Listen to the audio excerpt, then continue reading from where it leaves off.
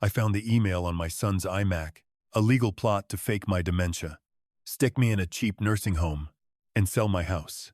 I didn't panic. I engineered their flawless ruin. I'm Arthur Pendleton, a 6'8" retired architect from Boston, a 68-year. Before I tell you how I destroyed them, please subscribe. Also, tell me in the comments, what country are you listening from? And what would you do in my shoes?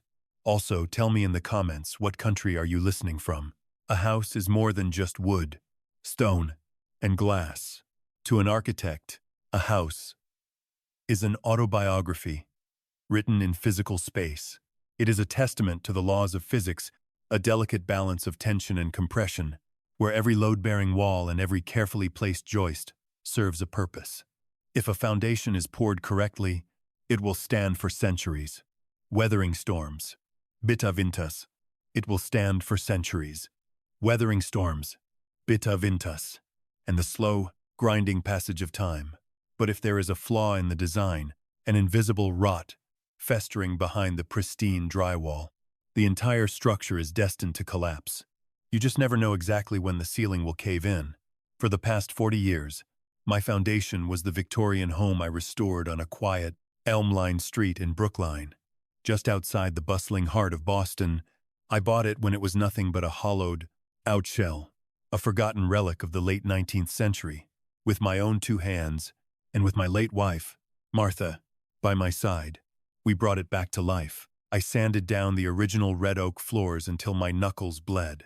I custom-designed the crown molding to match the era's exact specifications. I built a life inside those walls. I raised my son, David, under that roof. I taught him how to walk on those oak floors. I measured his height against the doorframe of the kitchen pantry, marking his growth year by year with a dull pencil. I always believed that if you build something with integrity, it will protect you. I applied that same philosophy to my family. But 2 months ago, I learned a brutal lesson. Humans are far less predictable than load-bearing beams. It started subtly. The economy had been rough, and David, despite his fancy business degree, had hit a wall in his career. He and his wife, Chloe, were drowning in the rent for their downtown apartment. Being a father, and assuming my structural integrity extended to my flesh and blood, I offered them a lifeline. I proposed they move into the main house, rent-free, so they could save for their own place. I, in turn, would downsize and move into the renovated carriage house, tucked away at the back of the property. It was a cozy, sunlit studio overlooking the garden, filled with my drafting tables, old blueprints, and the lingering scent of cedar and graphite. It felt like a fair trade. I gave them space. They gave me the comfort of having family close by in my twilight years. At first, it was idyllic. Sunday dinners became a tradition. Chloe would roast a chicken, David would pour the wine, and we would sit in the dining room under the crystal chandelier I had salvaged from a Boston theater. But slowly, imperceptibly, the climate in the house began to shift. A draft crept in, chilling the warmth of our interactions. It began with misplaced items. I have always been a man of fastidious habit, a place for everything, and everything in its place. Yet my reading glasses began to disappear from the side table where I religiously left them every evening. You left them on the kitchen counter again, Arthur, Chloe would say, handing them to me with a smile that never quite reached her eyes. It was a tight, practiced expression, the kind of smile you give a lost child.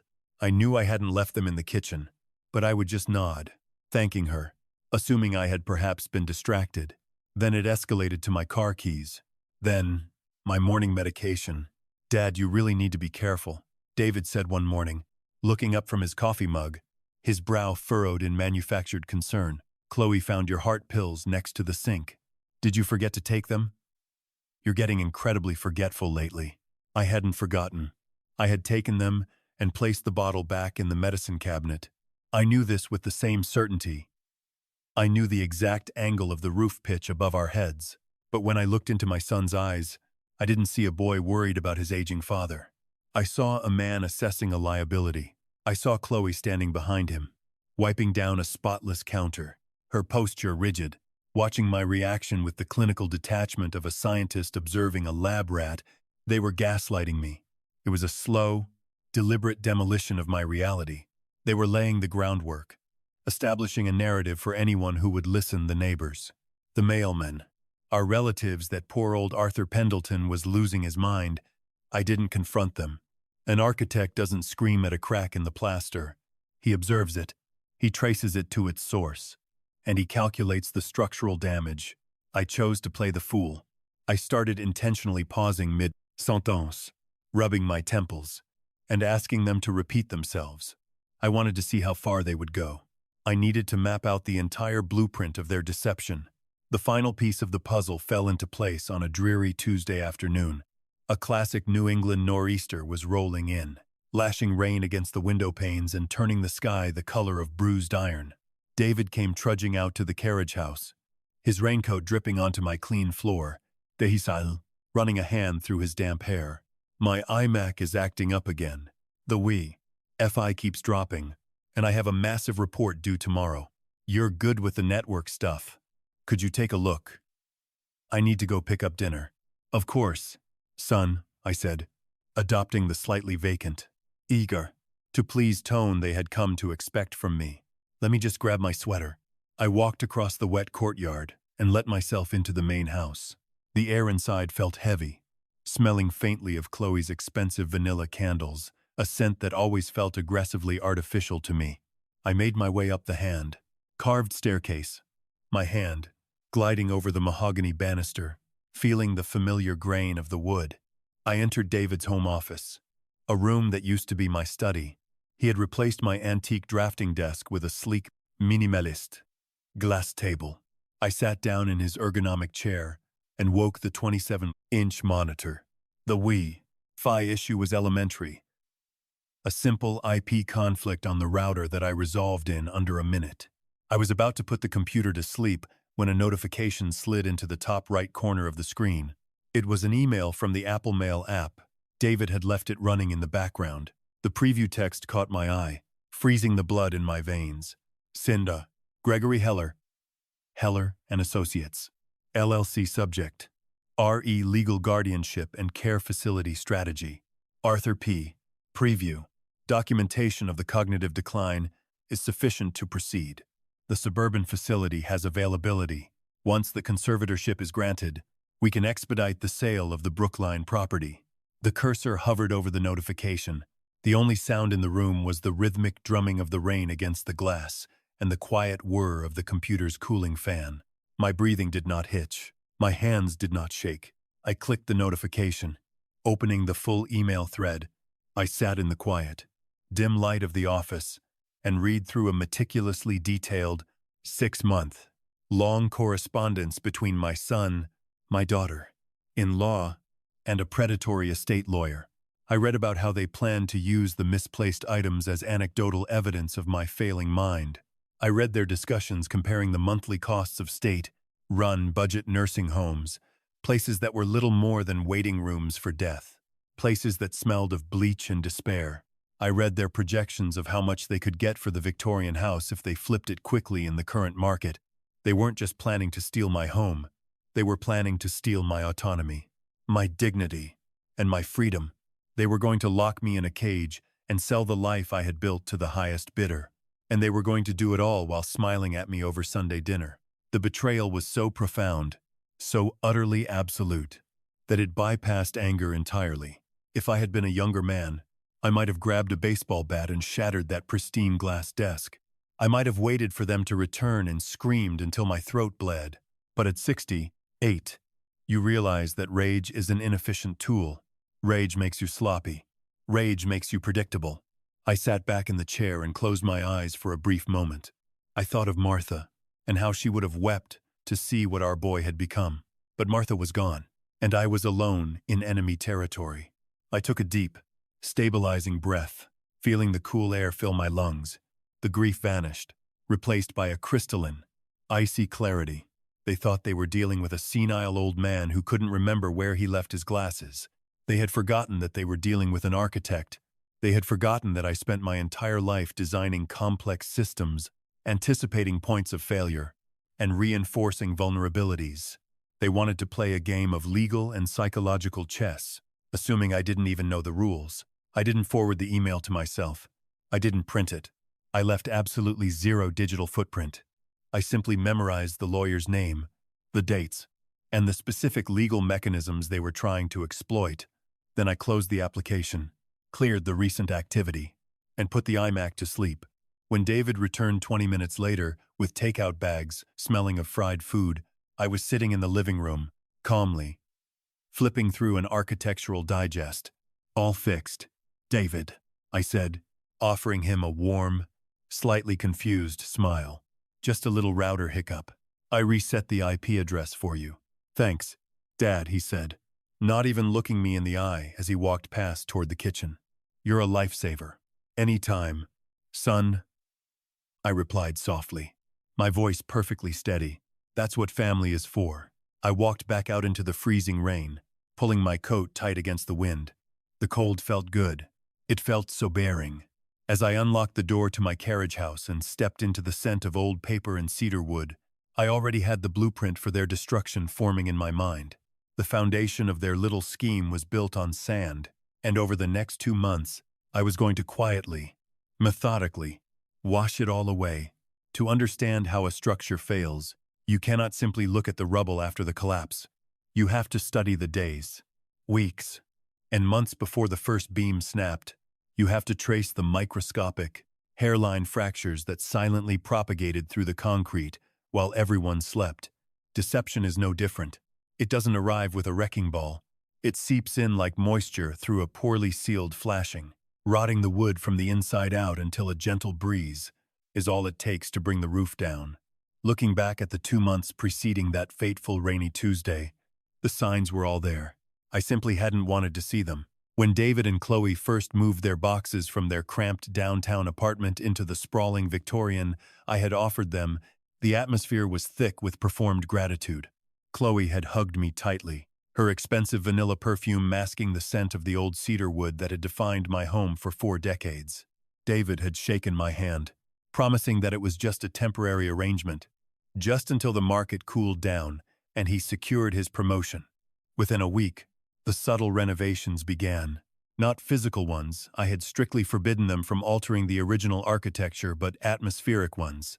My worn, leather armchair was discreetly pushed to the corner of the living room to make way for a sterile, mid-century modern sofa they had purchased on credit.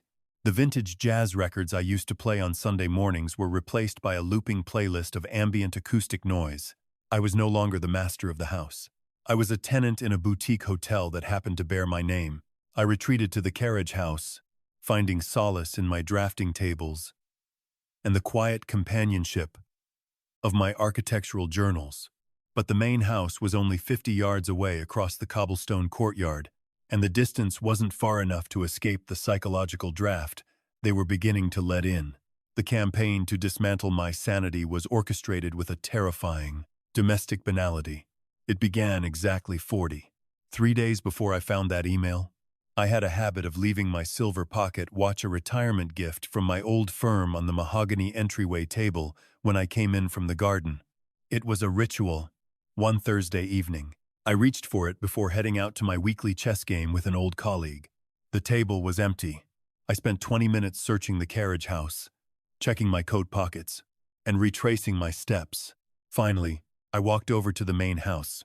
Chloe was in the kitchen, chopping vegetables with a sharp, rhythmic thwack, thwack, thwack against the cutting board. Chloe, dear, have you seen my pocket watch? I asked. I could have sworn I left it on the console. She stopped chopping. She turned to me, wiping her hands on a linen towel, and gave me a look of profound, devastating pity. It was a practiced expression, the corners of her mouth turned down, her brow furrowed just enough to convey concern without creating wrinkles. Arthur, she said, her voice dripping with artificial sweetness. You left it in the refrigerator, next to the milk. I put it on your nightstand. I stared at her. A cold prickle of unease washed over the back of my neck. The refrigerator. Yes. She sighed, stepping forward and placing a comforting, condescending hand on my forearm. I found it there this morning. You were looking for a snack last night. Remember, you must have just set it down. It's okay. Arthur, We all get a little forgetful at this age. It happens to my grandfather all the time. I didn't argue. I went up to the guest room, my former bedroom, now relegated to my occasional use, and found the watch exactly where she said it would be. I sat on the edge of the bed, feeling the weight of the silver in my palm. I knew, with absolute, unwavering certainty, that I had not opened that refrigerator the night before. I had eaten dinner in the carriage house and read a book until midnight. That was the first hairline fracture. Over the next 3 weeks, the incidents multiplied. My car keys would vanish from the hook, only to be discovered by David in the garden soil near the hydrangeas. My morning heart medication would disappear from the cabinet, and Chloe would loudly proclaim she found it in the laundry room. Each time, they would share a knowing, tragic glance. Each time, they would layer on the patronizing comfort, treating me not like a father, but like a toddler who had wandered too close to the stairs. A lesser man might have started to doubt himself. When the people closest to you consistently reflect a distorted image of your reality, it is a human instinct to trust the mirror rather than your own mind. But they fundamentally misunderstood how my brain works. I spent 40 years calculating the exact tensile strength of steel girders. My mind is organized by grids, angles, and immutable facts. I decided to run a structural test. I took a heavy, brass paperweight, a miniature replica of the Empire State Building, and placed it on the side table in the living room. I didn't just set it down. I aligned it perfectly with the grain of the wood. Its base exactly 2 inches from the edge, parallel to the baseboard. I noted the time, 10:00 a.m. on a Tuesday. At 3:00 p.m., I returned to the main house to get a glass of water. The paperweight was gone. Looking for this. Dad David's voice called out from the living room. He was sitting on the sterile sofa, tossing the heavy brass object from hand to hand. I found it in the guest bathroom sink. Really weird place to put it. Are you sure you're feeling all right today? You've been staring off into space a lot lately. I looked at my son. I looked at the boy I had taught to ride a bicycle. The boy whose college tuition I had paid by taking on extra commercial projects I despised. He was lying to my face with the casual ease of a man checking the weather. I must have gotten distracted. I murmured, playing my part. Thank you, David. I retreated to the carriage house, the horrifying truth settling into my bones like a deep winter chill. They weren't just playing a cruel prank. They were building a case. The confirmation of their ultimate goal came 2 weeks later, delivered over the cedar fence that separated my property from Mrs. Higgins, a retired school teacher, and the neighborhood's premier gossip. I was kneeling in the dirt, quietly pruning my prize. Winning rose bushes, hidden from view by the thick foliage. I heard the back door of the main house open. I heard Chloe's unmistakable tread on the patio, followed by her overly bright greeting to the old woman next door. Oh, Martha's roses look beautiful this year, don't they? Chloe Mrs. Higgins called out. They do. Mrs. Higgins, Chloe sighed, injecting a heavy, theatrical dose of exhaustion into her voice. Arthur tries to keep up with them, but well, it's getting difficult. Difficult. Is his arthritis acting up? No, it's his mind. Honestly, Chloe said, lowering her voice to a conspiratorial whisper that carried perfectly on the crisp autumn air. We're so worried. He got lost on the way back from the pharmacy yesterday. David had to drive around for an hour looking for him. He was just wandering down Beacon Street, completely disoriented. We had to take his car keys away. It's breaking David's heart. My pruning shears froze in mid-air. The metal bit deeply into a green stem, the sap bleeding onto my leather gloves. I hadn't been to the pharmacy in a month. I hadn't driven down Beacon Street in weeks. I had my car keys securely in my pocket. She was planting seeds, cultivating a public narrative of my decline in the fertile soil of neighborhood gossip. When the time came to make their move, Mrs. Higgins would be the first to testify to my tragic, rapid deterioration. I stayed crouched in the dirt for a long time after Chloe went back inside. I let the cold dampness of the soil seep into my knees. I felt a profound, suffocating grief, followed immediately by a surge of pure, freezing adrenaline. The blueprint of their deception was finally visible.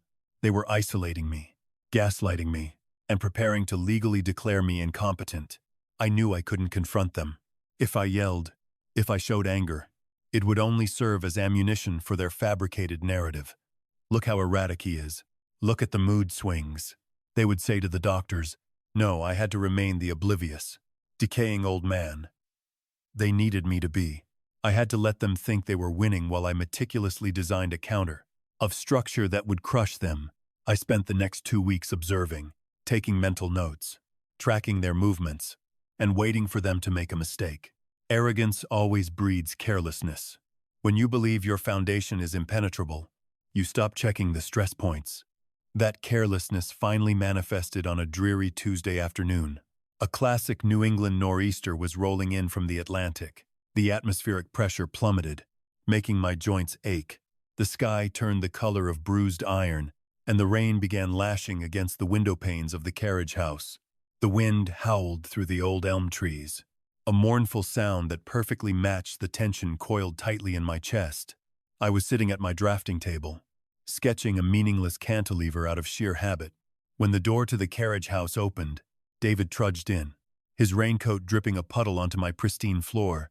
He looked stressed, rubbing a hand through his damp hair, his eyes darting around the room without really seeing anything. Dehisal, the false warmth completely absent from his voice. My iMac is acting up again. The Fi keeps dropping, and I have a massive report due tomorrow. You're good with the network stuff. Could you take a look? I need to go pick up dinner. I looked up from my sketch. My heart rate remained steady. This was the moment. The hairline fracture was about to snap. Of course. Son, I said, my voice thin, adopting the slightly vacant tone they expected. Let me just grab my sweater. I followed him out into the freezing rain, crossing the cobblestones toward the house I had built, ready to walk into the trap they had set, and ready to find the exact weakness that would allow me to tear their entire world down. I climbed the mahogany stairs, walked into his office, and sat down in front of the glowing screen. The morning after I discovered the email, I did not wake up as a victim. I woke up as a man who had just been handed the blueprints to a burning building, tasked with calculating exactly how to let the fire consume the rot without taking the foundation down with it. I rose at VC. Nol Nolam. Long before the sun dared to breach the gray Boston skyline. For the past 2 months, I had intentionally let my appearance slip to feed their narrative, wearing mismatched socks, leaving my shirts unironed, allowing a scruff of white beard to dull my jawline. Today, the performance required a different costume. I showered in the cramped stall of the carriage house, letting the scalding water wash away the lingering phantom scent of Chloe's vanilla candles. I shaved with a straight razor, moving the blade across my throat with the steady, practiced hand of a man who possessed absolute command over his motor functions. I selected a charcoal wool suit I hadn't worn since Martha's funeral. I tied a perfect Windsor knot in a muted silk tie. I slipped my father's gold cufflinks through the French cuffs of a crisp white shirt. When I looked in the mirror, the confused, shuffling old man of Brookline was gone. Staring back was Arthur Pendleton, senior partner, master architect, a man who had successfully negotiated $1 million contracts with the most ruthless developers on the East Coast. I slipped out of the carriage house into the biting morning frost, well before David or Chloe would even be stirring in the main house. I walked briskly down the Elm, Line Street to the Coolidge Corner station, and caught the first inbound Green Line train. The subway car was empty, smelling of ozone and old metal. As the train rattled through the dark tunnels toward downtown Boston, the rhythmic clacking of the wheels on the tracks felt like a metronome, setting the pace for the cold, calculated sequence of events I was about to execute. My first stop was a polished, mahogany, paneled office in Back Bay. Dr. Eris Thorne was one of the preeminent geriatric psychiatrists in New England, a man whose expert testimony was considered gospel in the Massachusetts court system. I had called his private line the night before, pulling a favor from a hospital wing I had designed a decade prior. Sitting in his leather armchair, I did not mince words. I told him exactly what my son was attempting to do. I watched the professional detachment in Dr. Thorne's eyes harden into quiet disgust. They intend to paint me as incompetent, I said, my voice steady, betraying none of the heartbreak that had kept me awake the entire night. I need you to build a seawall against that narrative. I need a cognitive assessment so rigorous, so unimpeachable, that no discount estate lawyer in the city can punch a hole through it. For the next 2 hours, I was subjected to a battery of neuropsychological evaluations. I memorized lists of unrelated words, counted backward from 100 by sevens, identified obscure shapes, and replicated complex geometric patterns from memory. I drew clock faces with the exactness of a draftsman. I narrated my personal history, my financial portfolio, and the current geopolitical climate with clinical precision. When it was over, Dr. Thorne set his pen down on his clipboard. He looked at me for a long moment, a faint, grim smile touching the corners of his mouth. "Arthur," he said gently, "you possess the cognitive acuity of a man 20 years. Your junior. You scored a perfect 30 out of 30 on the MOCA, and your executive functioning is flawless. I will draft a comprehensive affidavit immediately. If they try to drag you into a probate court, I will personally take the stand and humiliate whichever medical professional they've paid to claim otherwise." I thanked him, took a sealed copy of the preliminary results, and walked back out onto Boylston Street. The first pillar of my defense was anchored in bedrock. Now it was time to build the offensive structure. I walked the 6 blocks to the financial district, the towering glass and steel monoliths rising around me. I took the elevator to the 42nd floor of a building I had helped engineer in the late 80s. Marcus Vance had been my attorney, my fixer, and my friend for 35 years. He was a bulldog of a litigator, a man who viewed the law not as an instrument of justice, but as a complex mechanism of levers and pulleys meant to crush opposition. When I walked into his corner office overlooking Boston Harbor, he took one look at my charcoal suit and the ice in my eyes, and he knew instantly that something catastrophic had occurred. I sat across from his massive oak desk and relayed the contents of the email I had read on David's iMac.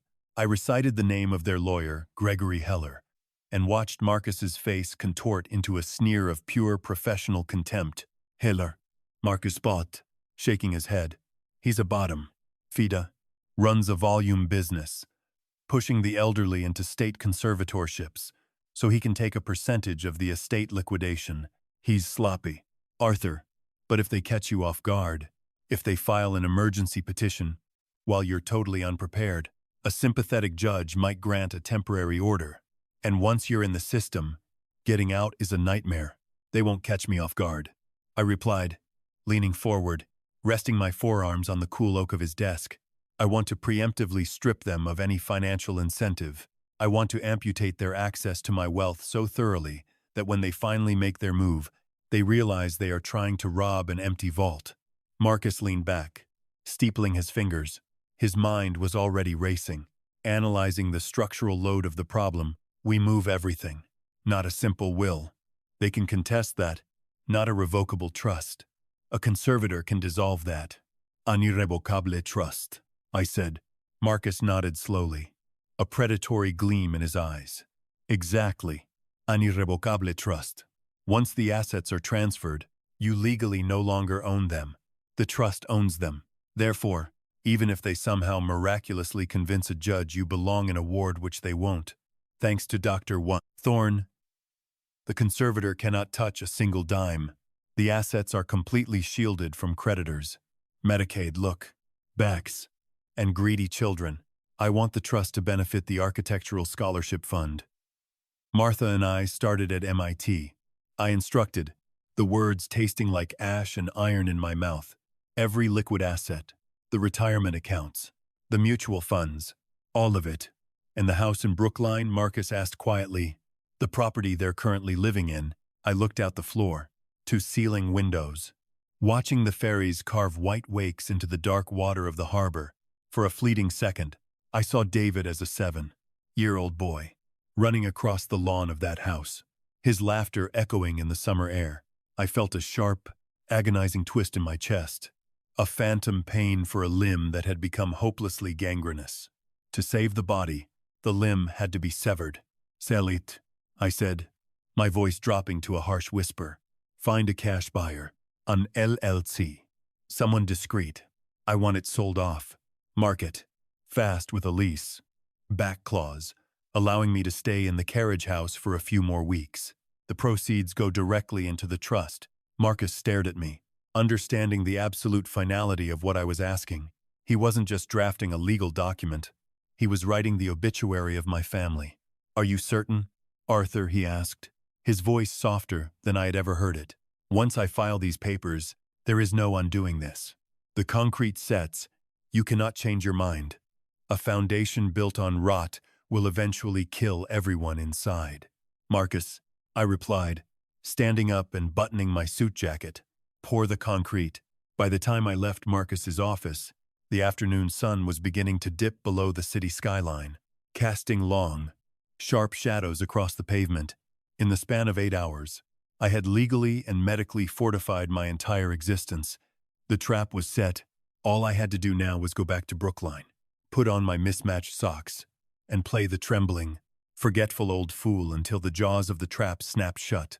I walked toward the downtown crossing station, pulling my phone from my inner breast pocket to check the time. As the screen lit up, a notification chimed softly over the noise of the city traffic. It was a text message from Chloe. "Hi, Dad. Hope you're having a good day. Resting. David and I are making your favorite roast for Sunday dinner. Please don't forget to come over at 6 p.m. We have a little surprise we want to discuss with you." I stopped on the crowded sidewalk, pedestrians flowing around me like water around a stone. I stared at the word surprise. I could almost see her typing it, her perfectly manicured nails tapping the screen, her cold, calculating eyes already envisioning the cheap nursing home they had selected for me. I locked the phone, slipped it back into my pocket, and descended into the dark stairwell of the subway.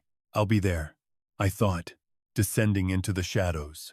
"And I am going to bring a surprise of my own." The transition back into my role required both a physical and psychological slouch.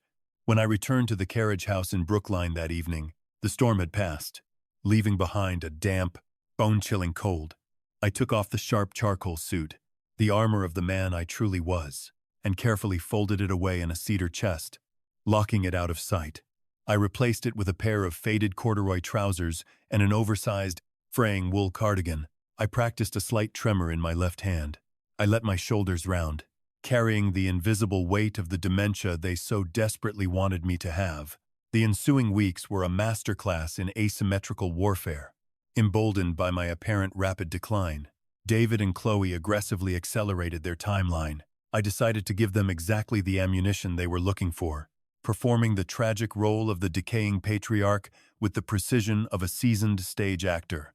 The preliminary surprise dinner Chloe had texted me about was the opening act. I sat at the head of the long dining table. My table, surrounded by the life I had built. Chloe served a beautiful roast beef, her voice dripping with that unbearable saccharine condescension halfway through the meal.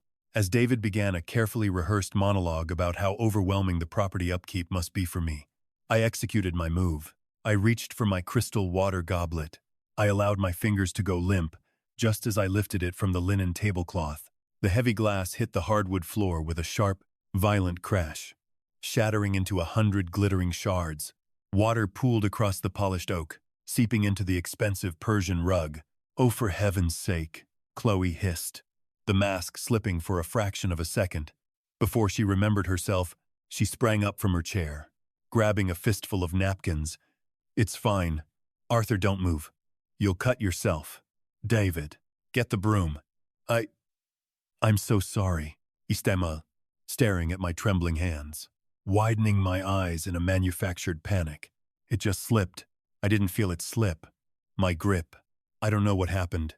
"It's okay, Dad," David said.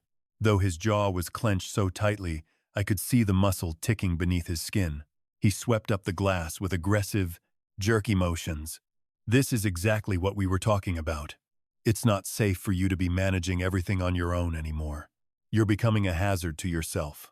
That was the cue. After dessert, they brought out the paperwork, a general power of attorney, drafted by the infamous Gregory Heller. They pitched it as a safety net, a simple precaution just in case I ever needed help paying bills or managing the landscaping contractors. They sat on either side of me, framing me like wardens, pointing to the dotted line with a gold-plated pen. I looked at the legal document. I looked at my son. I saw the naked, shivering greed in his eyes, poorly disguised as filial duty. It was a terrifying thing to witness the moral collapse of your own flesh and blood. But beneath the tragedy, I felt a strange, cold detachment. The father in me was dead. The architect was solely in charge now. I took the pen with a shaking hand and signed the document. I signed it knowing full well that Marcus had already legally transferred every single asset, every bank account, and every stock portfolio I owned into the irrevocable trust, the power of attorney. They were now triumphantly slipping into a manila folder was entirely worthless. It gave them legal control over a financial ghost. They had just acquired the keys to a kingdom that no longer existed. While they spent the next 2 weeks patting themselves on the back and finalizing their negotiations with the budget nursing home in the suburbs, I was orchestrating the real estate sale of the century from the shadows. For 10 years, a ruthless commercial developer named Sterling had been leaving voicemails and sending glossy brochures to my house. The Victorian sat on a double lot, prime real estate. In a rapidly gentrifying Brookline neighborhood, he wanted to bulldoze my legacy and erect a monolithic, soulless block of luxury condominiums. For 10 years, I had told him to go straight to hell. Now I was the one calling him. I met Sterling in a windowless conference room at Marcus's downtown office. Sterling was a shark in a tailored suit, a man who communicated in numbers and aggressive handshakes. He couldn't believe his luck when I slid the proposal across the table. I will sell you the property for 20% under market value, I told him, my voice completely devoid of the tremor I used for my son. Cash as is. But there are 3 non-negotiable conditions. First, a 14-day close. Second, an ironclad, non-disclosure agreement. Absolutely no one knows. The property has changed hands until closing. Third, a lease back clause allowing me to remain in the carriage house for 30 days. Post-sale. Sterling looked at the contract, then looked up at me, his eyes narrowing in suspicion. 20% under market for a fast close. You're leaving $500,000 on the table. Arthur, what's the catch? Is there an environmental lien, black mold in the foundation? The title is perfectly clean, Marcus interjected, sliding the inspection reports across the mahogany table. My client simply wishes to liquidate his real estate holdings quietly and rapidly for personal estate planning purposes. Sterling didn't care about my personal reasons. He saw blood in the water and a spectacular profit margin. He signed the purchase agreement before his coffee had even gone cold. The psychological toll of that signature was heavier than I had anticipated. When I returned to Brookline that afternoon, I stood in the cobblestone courtyard and looked up at the Victorian. I looked at the custom crown molding I had designed. The stained glass window I had restored piece by piece with Martha. I was authorizing the destruction of my own autobiography. I was handing over the physical manifestation of my life's work to a bulldozer. For a fleeting, dangerous moment, doubt crept in. Was I being too vindictive? Was there another way to salvage the load? Bearing beams of my family. Then the front door opened, and Chloe stepped out onto the porch, wrapped in one of Martha's old cashmere shawls. A shawl she had casually appropriated from the cedar closet, without asking. She didn't see me standing in the shadows of the old elm tree. She pulled out her phone, dialed a number, and put it on speaker. "Greg," she said, her voice sharp and businesslike. It was Heller, their lawyer. "Yes, we have the power of attorney signed." He barely even read it. "How fast can we get the medical evaluation scheduled to compel the conservatorship? I want him out of here by the end of the month. The real estate market is peaking, and I want the house listed before Thanksgiving." She wasn't just stealing my house. She was stealing my time, my freedom, and my dignity, and she was doing it with the cold efficiency of a corporate liquidator. The doubt vanished, replaced by a profound, liberating emptiness. The house wasn't my history anymore. It was a crime scene, and you do not hold on to a crime scene. You sanitize it. The days bled into one another, a blur of silent packing in the carriage house and maintaining the charade of senility during my brief interactions with David and Chloe. I packed only what mattered. Old photographs, Martha's favorite books, my original drafting tools, and the miniature brass Empire State Building. Everything else, the antique furniture, the crystal chandeliers, the expensive Persian rugs, They were already mentally divvying up. I left exactly where it was. It belonged to Sterling now. On a crisp Thursday morning, exactly 3 days before the Sunday dinner, Chloe had relentlessly reminded me about. My phone buzzed on the drafting table. It was Marcus. "It's done. Arthur." His voice crackled through the receiver, thick with a grim satisfaction. "The wire transfer cleared escrow 10 minutes ago. The irrevocable trust is fully funded. The deed has been recorded with the county clerk." I closed my eyes, letting out a breath I felt like I had been holding for 2 months. And the buyer, Sterling's legal team, is aggressive, just like you wanted. They want vacant possession of the main house to begin the demolition prep. Marcus paused, the silence heavy on the line.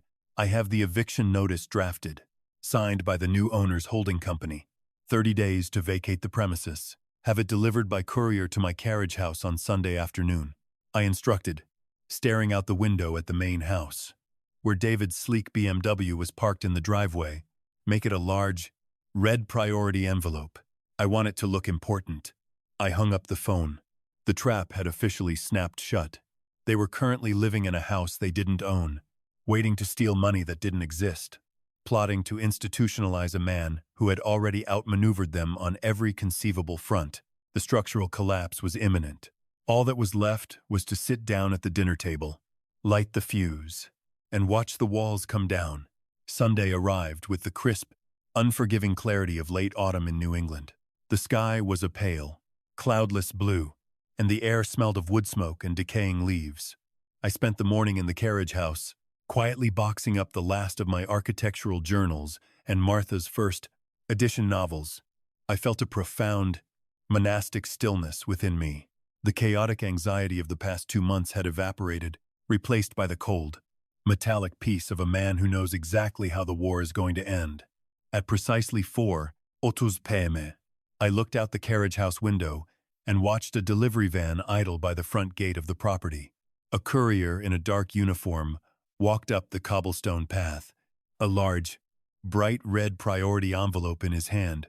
The doorbell of the main house chimed a deep, resonant sound I had wired myself 30 years ago.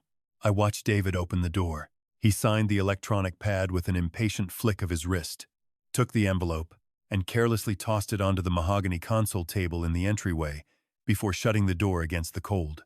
He didn't open it. He was too preoccupied with the grand finale he and Chloe had planned for me. Arrogance is a magnificent anesthetic. It numbs you to the reality of your own impending ruin. At 6:00 p.m., I put on the oversized wool cardigan, perfected my slight, manufactured stoop, and walked across the courtyard for the last time. The moment I stepped into the dining room, the suffocating theater of their deception hit me like a physical wall. The table was set with Martha's good silver and the Waterford crystal glasses. The scent of roasted garlic and prime rib hung heavy in the air. Chloe was wearing her pearls, hovering near the oven with an expression of aggressive, synthetic domesticity. "Dad, you made it," David said, pulling out the chair at the head of the table. He gripped my shoulder, giving it a firm, patronizing squeeze. "Are you feeling okay today? You look a little tired." "I'm just a bit foggy, David," I murmured, staring blankly at the silver fork next to my plate. "It's the cold. I think my bones ache." "Well, you just sit and relax," Chloe cooed, emerging from the kitchen with a silver platter. She set a perfectly sliced cut of beef in front of me. "I made sure to cook it extra tender for you. Arthur, easy to chew." We began to eat. The clinking of silverware against porcelain sounded deafening in the tense, artificial quiet of the room. I ate methodically, chewing my food, playing the part of the frail patriarch, completely oblivious to the executioners sitting on either side of him. I watched the subtle, nonverbal cues. They exchanged a raised eyebrow from Chloe, a slight nod from David. The foundation was set. They were ready to pull the trigger. When the plates were cleared and Chloe had poured the after-dinner tea, David cleared his throat. It was the sound a man makes when he is about to deliver a rehearsed monologue. He folded his hands on the table, leaning forward, his face contorting into a mask of deep, agonizing concern. "Dad," David began, his voice thick with a counterfeit sorrow. "Chloe and I have been talking, and we've been really worried about you lately." "Worried?" I asked. allowing my hand to tremble slightly as I reached for my teacup. "Yes, Arthur," Chloe chimed in, reaching across the table to place her hand over mine. Her skin was warm, but her touch felt like ice. The forgetfulness, the wandering, the incident with the water glass last week. It's becoming dangerous. You're living alone in the carriage house, and we are terrified that something awful is going to happen to you. David pulled a glossy, laminated brochure from his breast pocket and slid it across the tablecloth. The cover featured a stock photo of a smiling, silver-haired couple sitting on a generic park bench. The title read, Shady Pines Care Center. Secure memory support. We found a place. Dad, David said softly. It's out in the suburbs. It's affordable. The staff is supposedly wonderful, and they specialize in cognitive decline. With the power of attorney you signed, I can handle all the finances and the transition. You won't have to worry about a single thing. We just want you to be safe. I looked at the brochure. It was a budget facility, a warehouse for the dying, exactly as they had discussed in their email. They wanted to strip me of my wealth, banish me to a linoleum hallway smelling of bleach, and live like royalty in the house I had built with my own bleeding hands. The silence in the dining room stretched, pulling taut like a steel cable about to snap. I stopped trembling. I withdrew my hand from under Chloe's and picked up my teacup with absolute, flawless stability. I took a slow, deliberate sip of the Earl Grey tea. I set the cup down precisely in the dead center of the saucer. Not a single drop spilled. I slowly straightened my spine. I let the slumped shoulders pull back, expanding my chest, suddenly dwarfing the oversized cardigan. I looked up from the brochure, and for the first time in 2 months, I looked at my son not as a fading old man, but as the architect who had designed his life. The air in the room shifted instantly. David blinked, a flicker of genuine confusion crossing his face as he registered the sudden, icy clarity in my eyes. "Before we discuss my new living arrangements, David," I said. My voice was no longer thin or reedy. It was a deep, résonnant baritone, cutting through the silence like a scalpel. I noticed a red priority envelope on the entryway console when I walked in. I believe the courier dropped it off an hour ago. Would you be so kind as to open it? "Dad, what are you talking about?" David stammered, entirely thrown off his script. "That's just mail. We're talking about your health. Get the envelope." "David," I commanded. It was not a request. It was the voice I used on construction sites when a contractor tried to cut corners with structural steel. David swallowed hard. He stood up, bewildered, and walked to the entryway. He picked up the heavy red envelope, tore the perforated tab, and pulled out a thick stack of legal documents printed on heavy, stock paper. He flipped to the first page. I watched his eyes scan the bold, capitalized header.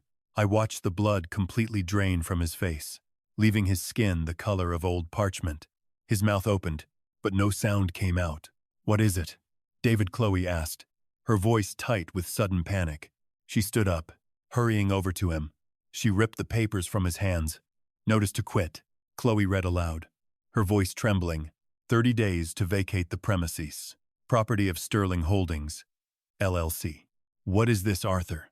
What is this?" That I said calmly, remaining seated at the head of the table. "Is an eviction notice. You have exactly 30 days to remove yourselves and your belongings from my property. Or, excuse me, Mr. Sterling's property. The sale closed on Thursday." David gripped the edge of the dining table, his knuckles turning white. "You sold the house. You can't sell the house. I have the power of attorney. You're not competent." "Actually, I am," I replied, folding my linen napkin and placing it neatly beside my plate. I scored a perfect 30 out of 30 on the Montreal Cognitive Assessment administered by Dr. Eris Thorne, the leading geriatric psychiatrist in Massachusetts. His sworn affidavit regarding my absolute mental acuity is already filed with the county. Your power of attorney is entirely useless, David, especially considering there are no assets left for you to control. "No assets," Chloe gasped, her perfectly manicured hands shaking violently as she dropped the eviction notice onto the floor. "What do you mean, no assets?" "The bank accounts are empty," I finished for her. "Every dollar, every mutual fund, every drop of equity from the sale of this house has been legally transferred into an irrevocable trust, benefiting the MIT Architectural Scholarship Fund. I don't own a dime anymore, and therefore, neither do you. David stared at me, his eyes wide with a horrific, dawning realization. The floor had simply vanished from beneath his feet. Why, he whispered, his voice cracking, why would you do this? We are your family. Family. I stood up. I looked down at my son, feeling a profound, devastating emptiness, where my love for him used to reside. Family does not correspond with discount lawyers to fabricate a dementia diagnosis. Family does not scheme to lock their father in a budget facility in the suburbs so they can flip his house. I read the email thread with Gregory Heller 2 months ago. David, I read every single word. Chloe let out a choked, panicked sob, covering her mouth with her hands. David took a step backward, physically recoiling, as if I had struck him. You wanted to demolish my life to build your own, I said, my voice dropping to a harsh, unforgiving whisper. But you forgot who built this house. You forgot that I am an architect. I designed the structure that kept a roof over your head, and when I found out you were quietly sawing through the support beams, I didn't panic. I simply stepped outside and let the roof collapse on you. I turned my back on them. I walked out of the dining room, my footsteps echoing against the red oak floors I had sanded with my own hands 30 years ago. Behind me, the silence was broken only by the sound of Chloe's hysterical weeping and David's ragged, panicked breathing. A month later, I sat by the window of my new, sunlit apartment overlooking the Charles River. A mug of fresh coffee warmed my hands. My drafting table was set up perfectly by the glass, illuminated by the morning sun. On the desk sat the miniature brass Empire State Building. From what Marcus told me, the fallout was spectacular. Without my financial backing and facing an aggressive eviction from Sterling's corporate lawyers, David and Chloe's marriage buckled under the immense pressure of their own greed. They were forced to move out on a freezing Tuesday morning, hauling their mid-century modern furniture into a rented U-Haul truck, heading back to a cramped apartment they could barely afford. The Victorian house was demolished a week later, making way for steel and glass.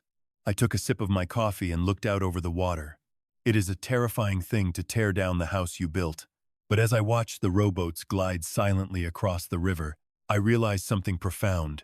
When you clear away the rot, when you finally bulldoze a structure that is trying to kill you, you aren't left with nothing. You are left with a vacant lot. You are left with a solid foundation, and you are left with the absolute, unshakable freedom to build whatever you want next.